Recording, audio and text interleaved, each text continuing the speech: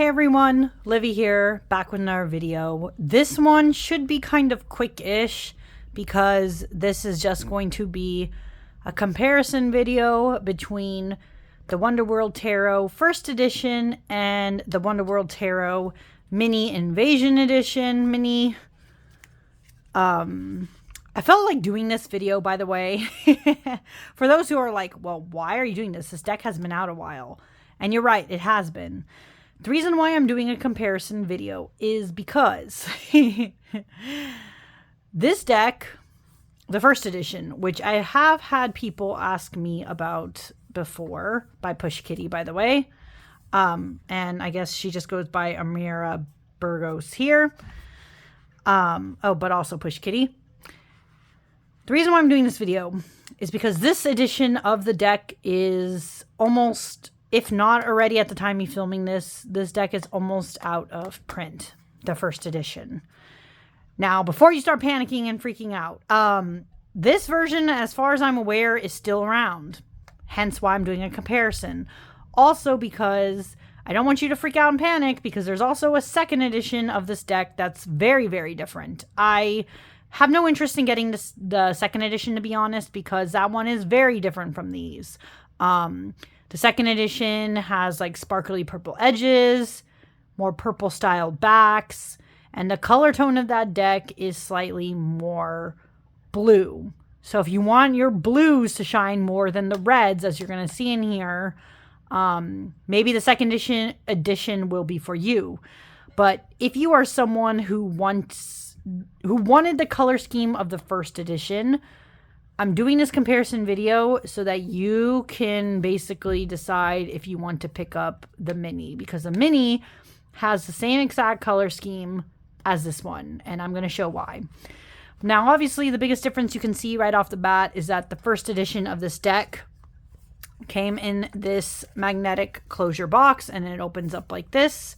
Oh, and these are the backs, by the way, because you're going to see the mini has different colored backs, but these are the backs of the first edition. The mini, however, comes in this tuck box instead. Pretty easy to open tuck box, actually. Oops. One more cards. And then the backs of this deck are this color. So as you can see, it's not that big of a difference, right? This is just black and white. This is red and black. But it has that going for it. And then, oh, and this is inside of the first edition box.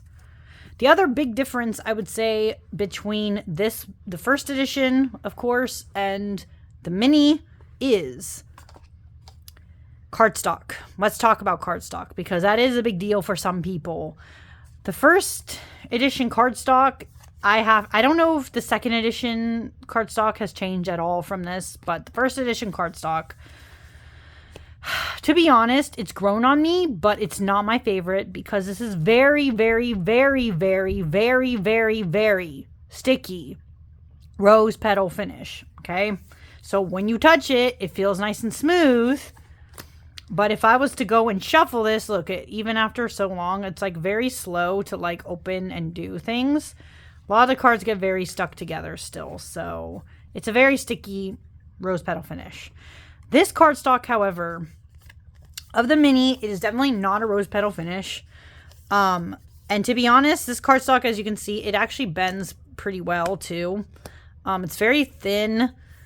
I would say it's on a smoother side, but it doesn't feel completely smooth, like glossy.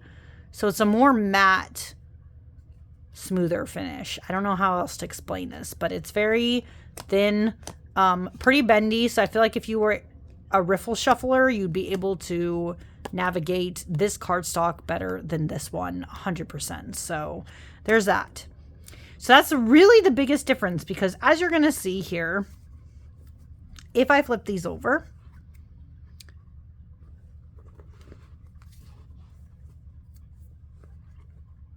they are the exact same color scheme. Ta-da! Like I said, the second edition, from what I've seen, even though this deck does have blues in it, what I've seen in the second edition is that even any of these tones that are warmer color tones, for some reason in the second edition, show up as more blue. So even this purple looks bluer and not like this color in the second edition. So be aware of that if you were thinking about getting that edition. I personally like this color scheme better. I've seen the second edition. I don't care for it. I will not be buying that. But I do like the idea of a smaller deck, which is why I bought this. And also because this deck is becoming more precious, I can take this deck around more often than this one. But anyways, let's get into the cards. So as you can see, they are the exact same. Literally. So I'm not going to go, I will show every card, but it's the exact same. The only thing, as you can tell, that's different here is obviously this deck is longer. It's regular tarot size. This is bridge size. So what happens on the mini is that the image becomes wider. Like it's, slightly wider instead of longer. So some of the things on the edges, see here, like you can see more of the leg of Dinah here versus here, right? That's literally just what happens, is like the dimensions are slightly different because this is accommodating a wider shape and this one is longer.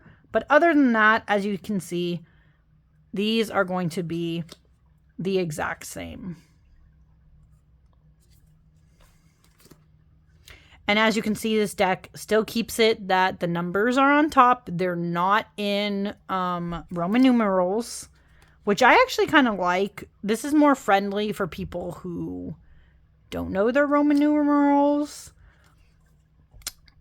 And yeah, otherwise, this is exactly the same. So if you were someone who's like, I don't know if I wanted this deck, but now that's in a smaller size, maybe, I would say give this mini a chance, because it is cheaper too, by the way. The creator herself, even the last couple decks, the last time I checked up on the first edition on Push Kitty's website, the last couple of decks of the first edition were literally like going for $100, when originally I did not buy this deck, this one, for $100. That deck was, I think, the price of what the second edition is now, which I believe was 65 USD, I should say. Sorry. But yeah, the mini, however, goes for much cheaper than that. I believe the mini is at 40, what was it with tax? I think I might have gotten it on sale too. It was around 45 or 48 USD instead. So I personally think the mini is a great option. And I love the colors on this card. I just want to point out. See, this is what I'm talking about too. The biggest difference you would see in that second is that even these orange and other purplish tones, it would show up as more blue in the second edition. So again, I think this one is much better. Which is also why, if you've been, like I said, if you've been eyeing the first and you weren't sure about getting it, this mini Invasion is probably your best option. Because it's bridge size too, it's easier to travel with. You could take it around. If you're someone who riffle shuffles, you'll be able to riffle shuffle, no problem. If you overhand shuffle, this will definitely be a lot easier too than this one. I have a weird shuffle method, but when I have to shuffle a different way, I overhand. And so, I'll be honest, sometimes it's not great with this deck. But I will say, because I have this one with the rose petal finish, sometimes when I'm holding this deck, I'm like, whoa, why doesn't it feel like this one, right? It does trip me out a little bit. Because they are two very different texture differences on the decks. And as you can see, it's literally all the same. It is a different experience. Like this one I feel like the rose petal finish does make this deck.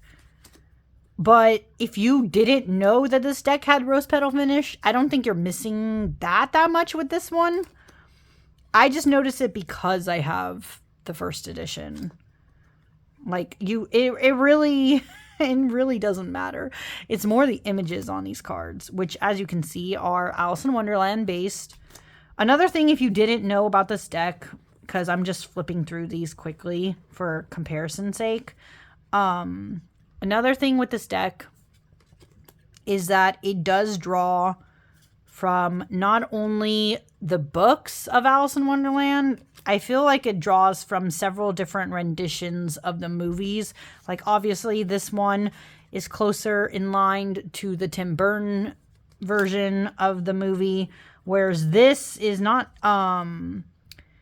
this actually isn't the King of Hearts, this is the Red King, and you wouldn't really know that if it wasn't for one of the from the books, like the Through the Looking Glass. It also pulls from Through the Looking Glass, so I should specify this.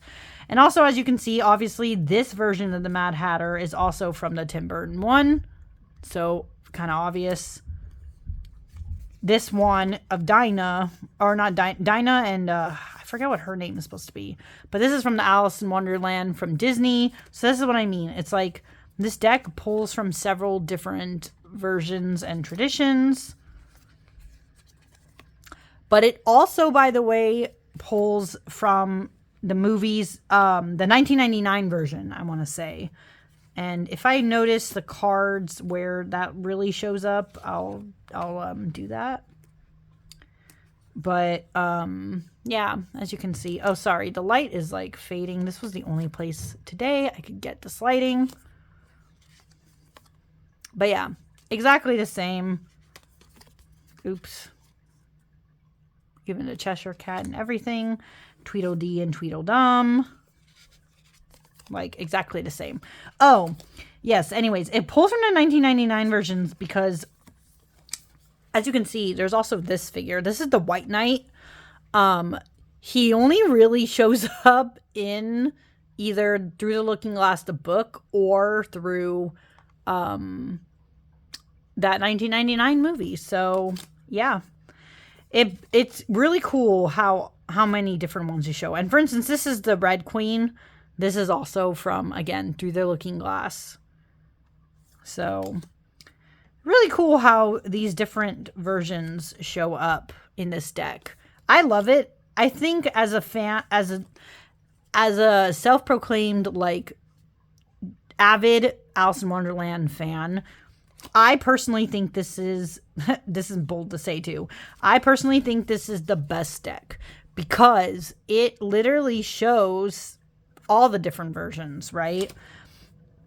And puts them together in one way where for me it seems very cohesive and it makes sense, like, because it's still consistent, like, because it shows, you know, the Cheshire Cat same way drawn throughout the deck. Oh, this is, by the way, the Duchessy and the Toads and stuff. This is also, again, from, like, this isn't from the books and from that version, so this is what I mean.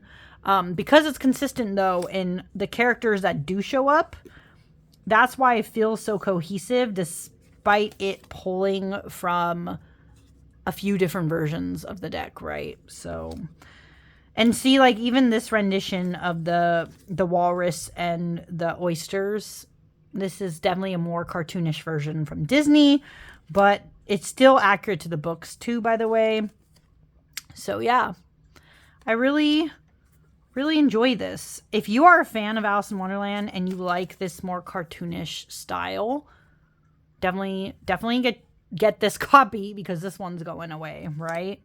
I don't think it's necessary, again, price-wise, I don't think it's necessary to have this one because this one now exists. You know what I mean? So take advantage. Take advantage. But yeah, exactly the same. This is another knight. Oh, and yeah, this is the White Queen. But this looks like this looks like also Tim Burton's version. I think he did have a White Queen in that one. I don't remember. It's been a while. But the 1999 version is my favorite, so that's how I know. And again, sorry for the bad lighting right now. It's just, I'm trying to deal. It's weird winter times. This guy was the only one I wasn't sure of at first, but I'm pretty sure he's the gardener, one of them from it's mentioned in the books, I think, too, but that might have been the 1999. And then we have, of course, the White Rabbit. But yeah, so pretty accurate, pretty much the same.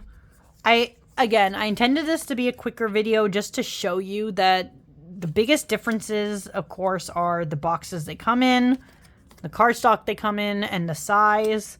But other than that, these are the exact same deck. And I think this is a great option for people who, again, want to own this deck, but were hesitant about it based on its original price. Now it's going to go be out of print.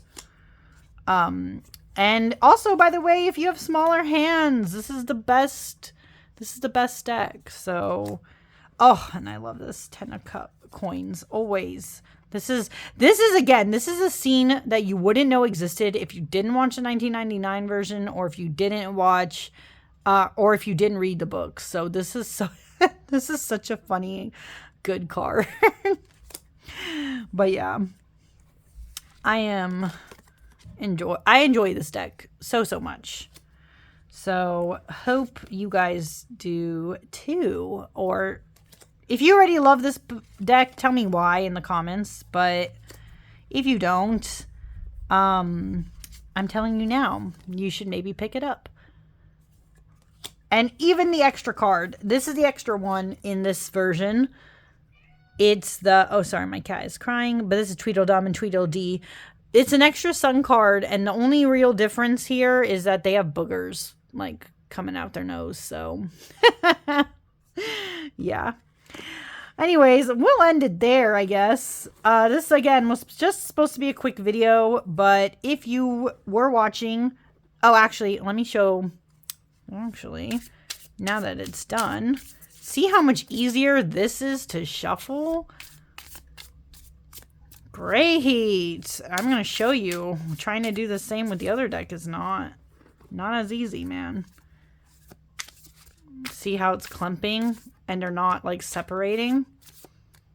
Biggest annoyance with this deck. I love it to pieces, but it's also annoying though. See, it like clumps and it doesn't want to move as much. I've used this deck more, so it's done a little bit better now at separating, but still not great. So yeah, anyways, thank you so much for watching if you have this long, and I will see you all again next time. Bye!